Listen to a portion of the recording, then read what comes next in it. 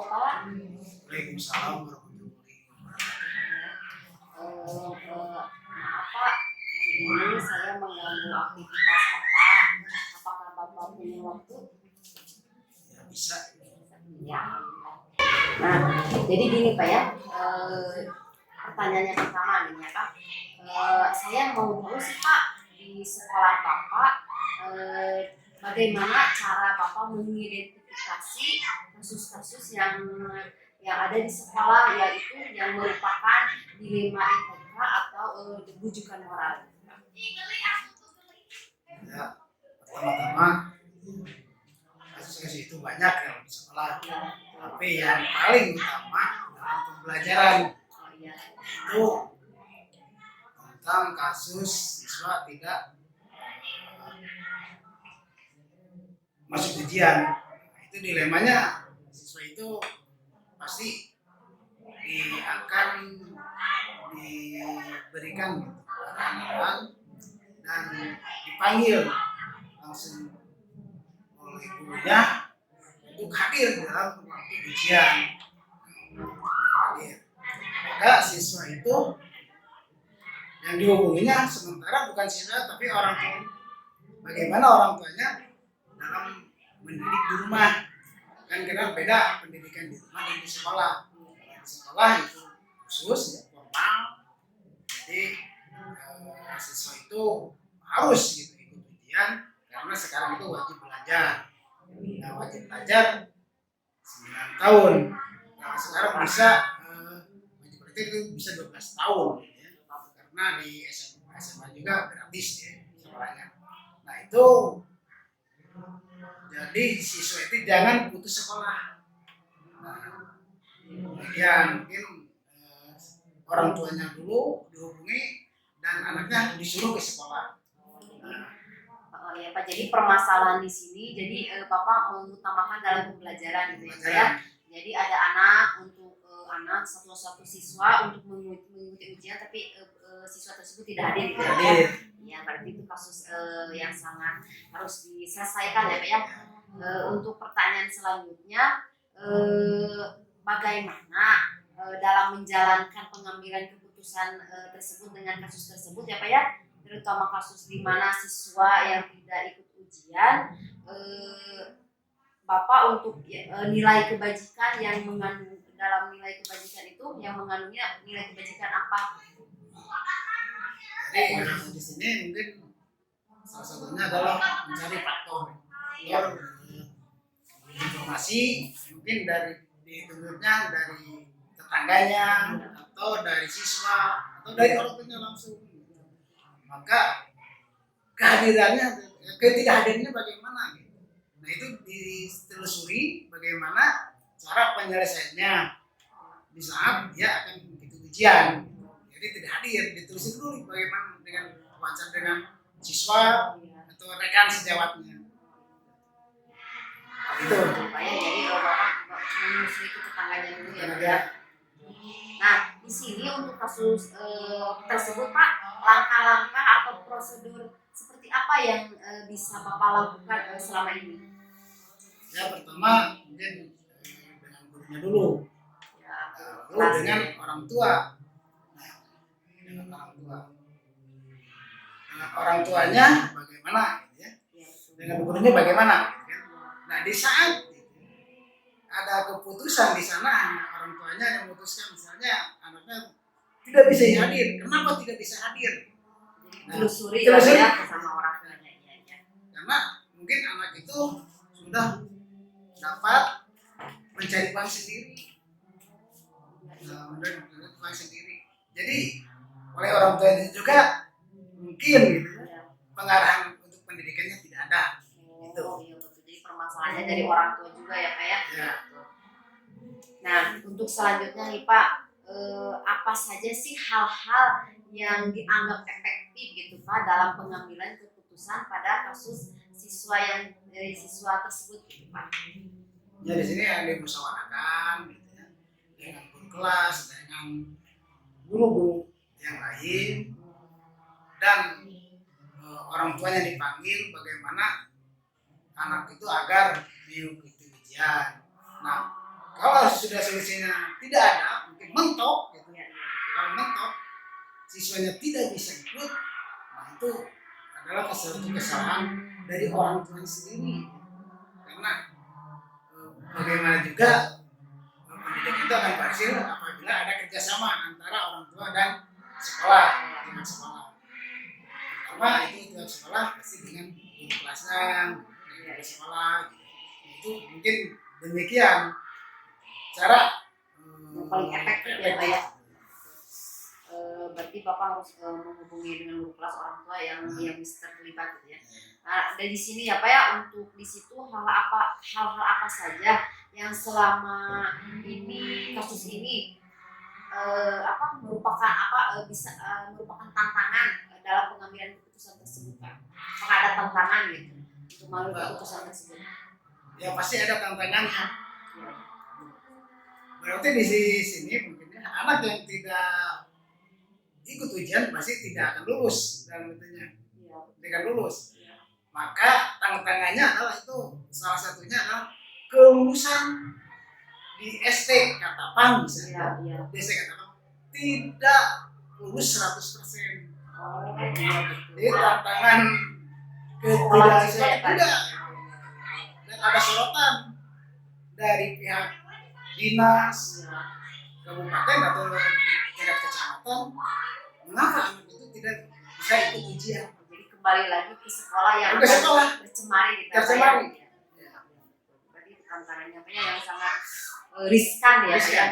Nah, jadi untuk pertanyaan selanjutnya, di dalam kasus tersebut Bapak kan ada siswa yang tidak masuk ujian. Nah, adakah untuk penyelesaiannya Bapak itu adakah dijadwal atau penyelesaiannya harus diselesaikan di tempat hari itu juga gitu, atau ada jadwal atau di hari tempat itu juga Bapak menyelesaikannya gitu? Kalau tidak masuk ujian itu diselesaikan waktu itu juga, tidak bisa diambil secara dinanti-nanti. Oh iya, begitu. Kalau dinanti maka ujiannya tidak akan ikut, mungkin tidak bisa ikut ujian susulan. Kalau bisa ini diikuti dengan ujian susulan, maka diusahakan itu anak harus hadir. Jadi keputusannya adanya di guru kelas dan kepala sekolah. Oh iya, betul. Nah, di sana mungkin diambil keputusan apakah anak itu bisa ikut atau tidak. Nah, tidak ikut itu jelas. Tadi di mana nilai kelulusan atau hasil kelulusan dari SD Katamang ini akan menurun. Oh iya, betul. Ya berarti harus segera diselesaikan ya. Betul. Pengambilan keputusan yang bagus Pak. Seperti itu. Nah, untuk pertanyaan selanjutnya di sini, adakah faktor-faktor selama ini yang mempermudah atau yang membantu Bapak dalam mengambil keputusan kasus tersebut Pak?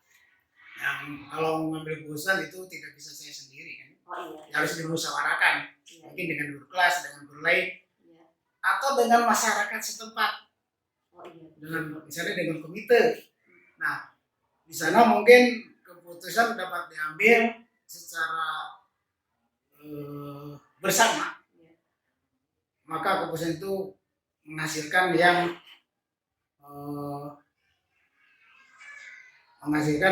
hasil yang lebih baik dan mufakatnya hari itu juga. Betul. Jadi Bapak memanggil semua kalangan warga sekolah yang ada di sini ya. Pertanyaan terakhir nih Pak nih. Dari semua hal yang telah disampaikan, pembelajaran apa sih yang bisa Bapak petik dari pengalaman tersebut untuk mengambil keputusan tersebut gitu? Suatu keputusan itu harus ada kebijaksanaan. Iya betul. Kebijakan di dalam mengambil keputusan itu mungkin jangan terlalu spontan lah gitu ya. Spontan gitu. Jangan dulu spontan langsung gitu. Tapi harus dengan yang rapi, ya, dengan aman agar tidak merugikan salah seseorang. Kalau merugikan seseorang kan bagaimana itu akan merugikan seseorang itu akan jelek gitu di mata kita, atau dia jelek di mata instansi. Oh iya, jadi Jadi harus ada keputusan yang bersama, jadi ada hasil dari identifikasi dari siswa dirembukan akan ada kesepakatan bersama antara guru kepala sekolah dan pemimpin sekolah. Alhamdulillah untuk di sini masalah di sini berarti sudah bagus ya Pak ya, sudah Bapak untuk menyelesaikan masalah berarti sudah hari itu juga alhamdulillah Bapak sudah bisa menyelesaikan mengambil keputusan yang benar. Nah alhamdulillah Pak cukup sekian dari saya untuk sharing-sharingnya, dan untuk ini juga alhamdulillah ya Pak ya, terima kasih atas waktunya juga saya bisa men-sharingkan Bapak sharing kasus-kasus yang ada di sekolah Bapak. Mudah-mudahan sekolah Bapak bisa terus maju, bisa terus banyak siswanya juga. Terima kasih Pak untuk waktunya. Wassalamualaikum warahmatullahi wabarakatuh. Waalaikumsalam.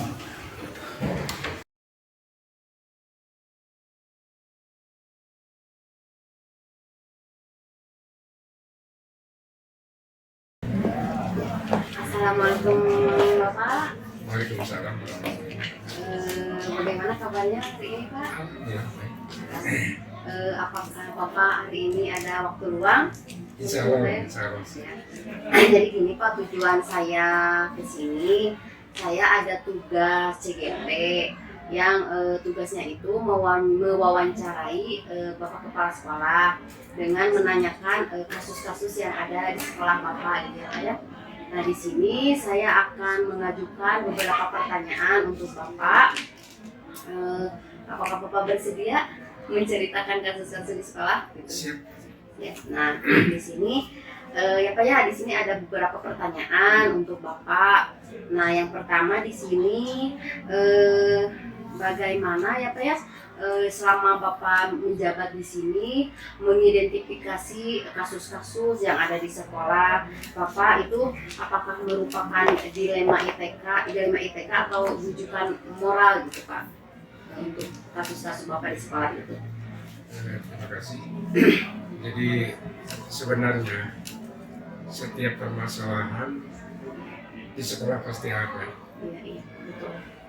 Tapi yang paling dominan itulah yang perlu diantisipasi di sekolah. Iya, betul. Di antaranya terjadinya kita guru jangankan tidak ke sekolah, jarang pun itu harus diantisipasi. Oh iya, betul Bapak. Dan harus diambil tegas oleh pimpinan.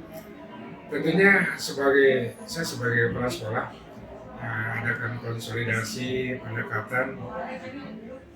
Ternyata apa yang dihadapi oleh rekan kami di sekolah karena bersifat domisili, Iya. akhirnya perjuangan dia mengajar, Iya. akhirnya bisa mondok di sekolah terkadang. Oh gitu Pak. Iya. Karena Iya. perjalanan yang begitu jauh antara perbedaannya kabupaten kota. Oh gitu Pak. Maka saya izinkan itu juga atas dasar kebijakan dan musyawarah dengan rekan-rekan guru di sekolah itu.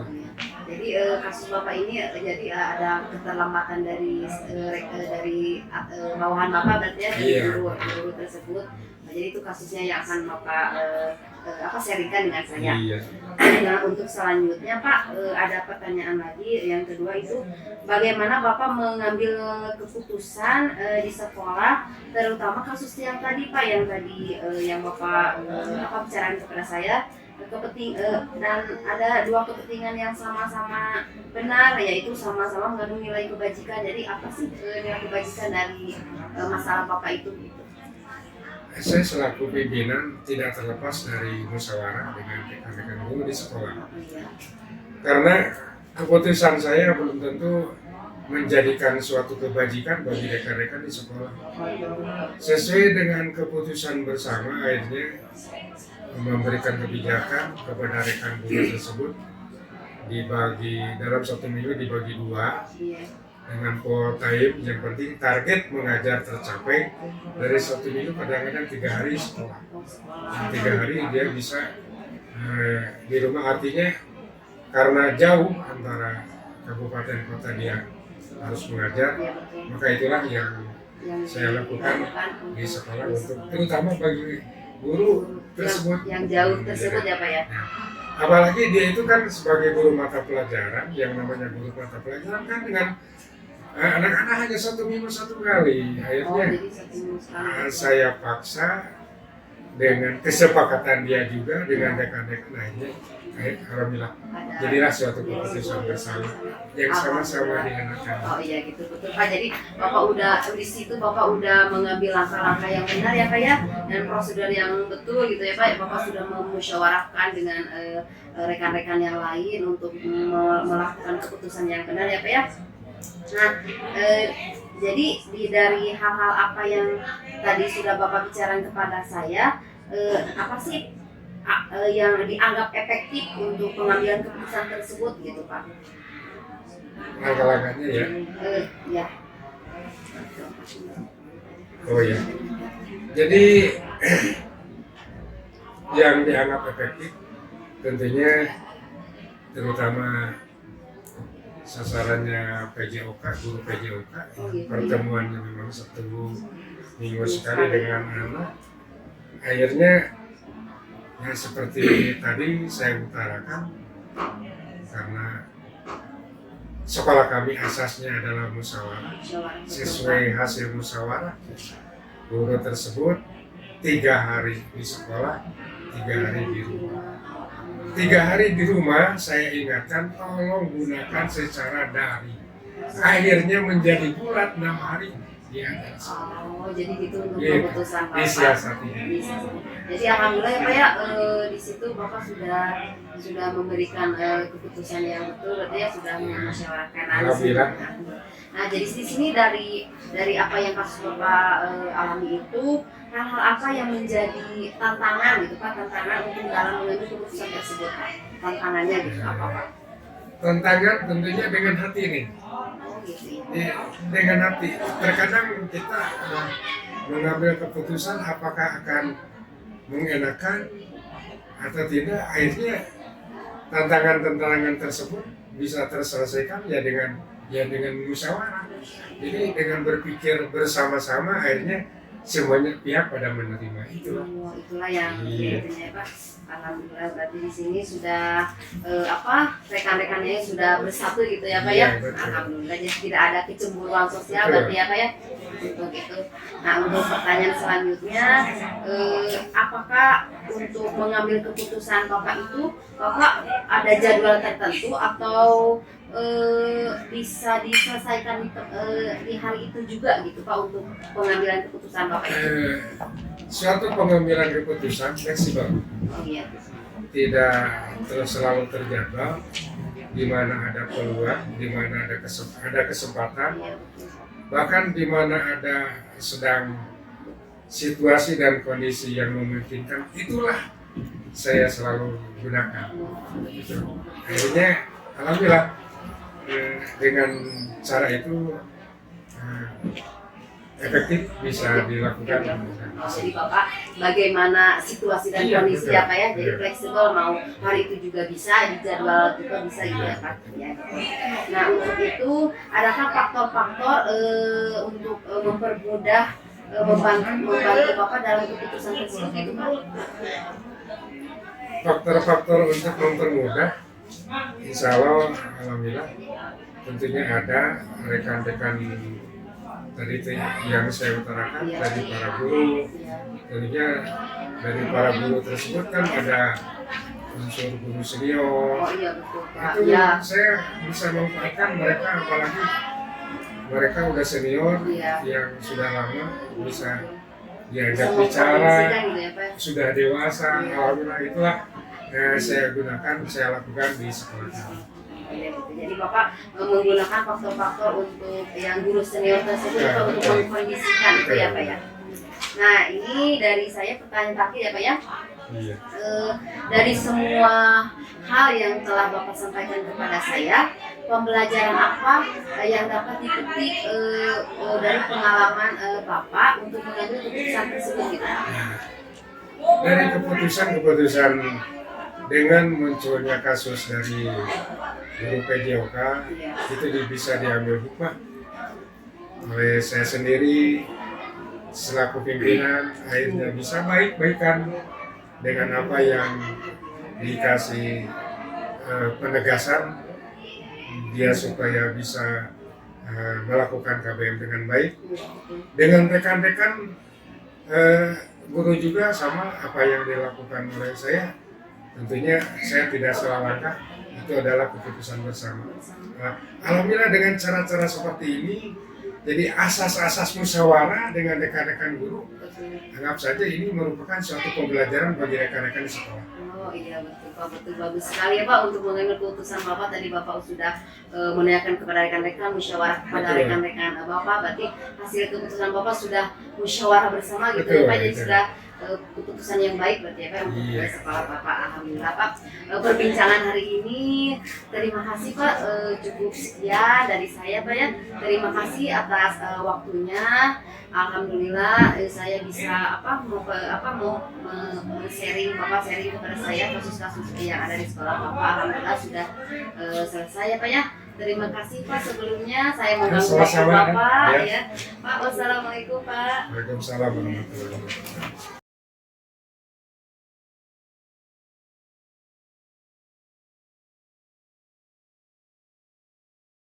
Assalamualaikum Bapak. Waalaikumsalam. Maaf ya Pak ya, hari ini mengganggu Bapak, apakah ada waktunya? Ada. Ya. Di sini Pak, saya ada tugas CGP. Di sini saya harus mewawancarai kepala sekolah. Di sini, apakah Bapak bisa membantu saya gitu? Boleh. Jadi gini Pak, saya akan mengidentifikasi masalah-masalah yang ada di sekolah ya Pak ya. Nah di sini saya akan mengajukan beberapa pertanyaan kepada Bapak dari kasus-kasus di sekolah ini. Nah di sini pertanyaan yang pertama, selama ini Bapak bagaimana sih dapat mengidentifikasi kasus-kasus yang merupakan dilema etika atau rujukan moral yang ada di sekolah Bapak itu? Itu tentunya dengan adanya nilai yang bertentangan dengan nilai kebaikan di lingkungan sekolah, di mana nilai etika itu benar lawan benar dan rujukan moral itu benar lawan salah. Contoh kasusnya yaitu perundungan di antara siswa dengan siswa. Melihat dari kasus ini terlihat adanya nilai kebajikan yang bertentangan dengan toleransi, tanggung jawab, kesopanan, dan kasih sayang. Kasus ini terjadi pada kelas 1 sehingga pelaku terancam untuk tidak bisa naik kelas. Jadi kasus Bapak itu di sini yang itunya perundungan ya Pak ya di kelas 6 berarti ya Pak ya, Iya, kelas kelas 1. enam. Iya. Jadi untuk selanjutnya selama ini ya di sekolah bagaimana Bapak akan menjalankan pengambilan keputusan di sekolah, terutama yang kasus tadi Pak, kasus-kasus di mana ada dua kepentingan Bapak itu yang sama-sama benar atau sama-sama yang mengandung nilai kebijakan tersebut di dalam perundungan itu gitu Pak. Yang pertama, mengidentifikasi permasalahan yang berupa pengumpulan fakta dan informasi dari berbagai sumber tentunya, serta mencari keabsahannya. Seperti kasus yang tadi Bapak bicarakan, terlihat bahwa seorang siswa sering melakukan perundungan, mengejek, berkelahi, sedangkan orang tua yang tidak menerimanya dengan tindakan yang dilakukan temannya, anaknya itu. Dilema etika yang terjadi yaitu benar lawan benar. Kasus tersebut merupakan dilema etika rasa keadilan lawan rasa kasihan. Oh, jadi di sini Bapak tadi yang dilema itu berarti yang rasa kasihan berarti ya Pak ya. Nah, dari masalah itu apakah langkah-langkah atau prosedur seperti apa yang bisa Bapak lakukan selama ini gitu? Yang pertama yaitu dengan mengidentifikasi permasalahan, mencari fakta-fakta kebenaran, kemudian memanggil orang tua, korban, dan pelaku, kemudian dimusyawarahkan untuk mengambil mengambil keputusan. Jadi untuk langkah-langkah tersebut Bapak akan memanggil orang tuanya dan mengambil korbannya dan intinya ya pelakunya. Nah di sini hal-hal apa saja yang selama Bapak anggap efektif dalam mengambil keputusan pada kasus-kasus dilema etika tersebut di sekolah Bapak? Ya, dengan berdiskusi menggunakan prinsip berpikir berbasis hasil akhir karena mengharapkan kebaikan dari banyak orang. Dari sini pengambil keputusan yang Bapak ambil dengan memutuskan sendiri apa yang baik untuk sekolah, karena Bapak sebagai kepala sekolah yang paling bertanggung jawab pada kasus yang terjadi sekolah ini. Alhamdulillah pengambilan keputusan Bapak itu baik ya Pak ya. Nah yang selanjutnya nih Pak, hal-hal apa saja yang selama ini merupakan tantangan dalam pengambilan keputusan pada kasus-kasus dilema ITK tersebut gitu Pak? Tantangan dalam pengambilan keputusan pada kasus dilema etika yaitu adanya sebelah pihak yang tidak lapang dada menerima keputusan sehingga muncul rasa tidak nyaman pada orang tersebut. Oh seperti itu ya Pak. Jadi selama ini ada yang tidak nyaman ya Pak untuk mengambil keputusan tersebut. Nah untuk selanjutnya apakah Bapak memiliki sebuah jadwal ya Pak atau jadwal tertentu dalam sebuah penyelesaian kasus dilema ITK itu? Atau apakah Bapak langsung menyelesaikan di tempat atau Bapak memiliki jadwal untuk menyelesaikannya, yaitu bisa juga berbentuk prosedur seperti apa yang Bapak jalankan gitu, atau apa menyelesaikan langsung di tempat atau memiliki jadwal gitu Pak? Ya, Bapak langsung menyelesaikan di tempat dengan di ruangan yang khusus dengan berdialog berdiskusi dengan pihak-pihak yang terkait. Jadi Bapak langsung menyelesaikan di tempat ya Pak ya, berarti bagus ya Pak ya. Dan yang selanjutnya Pak, adakah seseorang faktor-faktor apa yang selama ini mempermudah yang membantu Bapak dalam mengambil keputusan dalam kasus-kasus ini gitu? Ya, mementingkan kebaikan untuk bersama, lebih berbijaksana agar tidak ada yang merasa dirugikan. Pak ya. Nah untuk pertanyaan yang terakhir nih Pak ya, dari semua yang telah Bapak sampaikan kepada saya tadi ya, pembelajaran apa yang Bapak petik dari pengalaman mengambil keputusan dilema etika tersebut Pak? Dalam menghadapi sebuah kasus, terutama dilema etika atau rujukan moral, kita harus menyelesaikannya dengan kepala dingin, mencari fakta-fakta yang sebenarnya seperti kasus perundungan tadi. Orang tua korban tidak menerima dan akan melaporkan kepada pihak berwenang, maka tindakan seorang kepala sekolah yang dalam mengambil keputusan harus setia kepada murid dan mementingkan kebaikan bersama.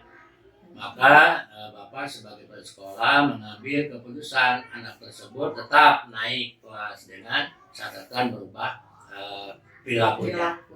Jadi Bapak udah mengambil keputusan ya Pak untuk menaikkan siswa tersebut dengan catatan yang tadi disebutkan oleh Bapak.